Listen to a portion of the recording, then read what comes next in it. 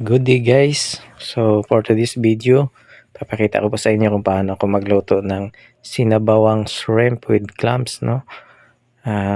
Kasi hindi maganda yung pakiramdam natin. Nagluluto po tayo ng may sabaw. So ito na po, umpisahan na natin. Ito po yung kailangan natin, no? Pang sahog.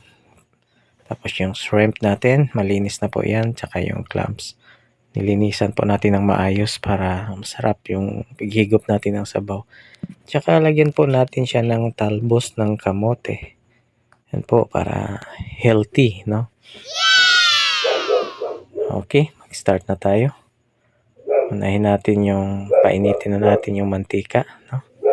Tapos lagay natin yung bawang. Ayan. Tapos susunod na natin yung onions. Pabanguhin lang natin guys, no?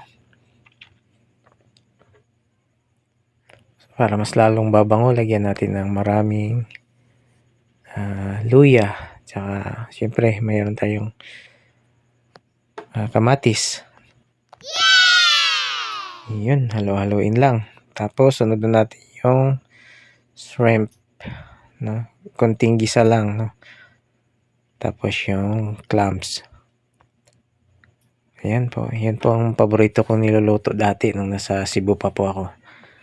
Lagi po akong usually 4 na klaseng seafoods mo yung niluto ko. Sinasabaw. Yun, sarap yan lalo na pag medyo pagod ang katawan. Kailangan mo ng mainit na sabaw. Yun, kasi walang mainit na yakap. Kaya mainit na sabaw na lang muna. Okay, lagay na natin yung talbos ng kamote. Para completos, ricados, no? Masarap na, healthy pa, di ba? Takpan ng konti, tapos ayan na. Pakuluan lang natin ng konti, guys, no? Lagyan na natin ng pampalasa niya. Ayan na. Tama na po yan. Huwag na nating i-overcook para hindi malanta yung gulay. Okay, luto na po siya, no? Yan, inihain na natin yung masarap, mainit na sabaw ng shrimp with clams.